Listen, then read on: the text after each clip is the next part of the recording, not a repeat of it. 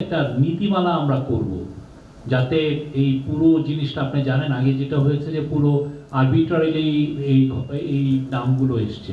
তো এটার জন্য মানে এই সমস্ত এজেন্সিগুলোর সাথে কথা বলে একটা নীতিমালার আলোকে, কেননা শুধুমাত্র তো মানে অবশ্যই এখানে ভিন্ন মতের বা জার্নালিস্ট যাদের আছে এগুলোর নাম থাকবে না, কিন্তু আপনি জানেন তো অনেক ক্ষেত্রে যেটা হয় ব্যাংকগুলো বলে যে ইনি এনাকে আপনি বিদেশ গমনে আপনি বিরত রাখতে হবে বা কোর্টের অর্ডার থাকে।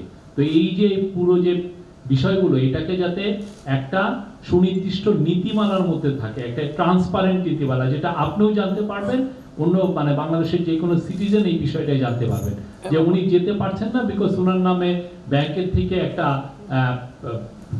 নোটিশ আছে যে না ওনাকে বিদেশ গেলে আমাদের সমস্যা হবে। তো এই বিষয়গুলো খুবই স্পষ্ট নীতিমালার মধ্যে আসবে। এর আগের সরকার ভিন্ন মত কিভাবে দমন করেছে, যারা ভিন্ন মতাবলম্বী ছিল তাদেরকে নানাভাবে হয়রানি করেছে এবং বিশাল একটা তালিকা যেটা ইমিগ্রেশনে দিয়ে দেওয়া হয়েছিল এই সাংবাদিক এবং রাজনৈতিক কর্মী বা ভিন্ন মতাবলম্বী যারা আছে তারা যাতে বিদেশে আসা যাওয়া করতে গেলে তাদেরকে থামানো হয়। তো এইটা সরকার চেষ্টা করছে যে এই তালিকাটাকে হালনাগাদ করে এই তালিকাতে যদি কারো বিরুদ্ধে অপরাধের সুনির্দিষ্ট অভিযোগ থাকে বা প্রমাণ থাকে তাহলে সেই অনুযায়ী আইন অনুযায়ী ব্যবস্থা নেবে। আর এই ধরনের কোনো অভিযোগ না থাকলে সবাই স্বাভাবিকভাবে যাতায়াত করতে পারবেন।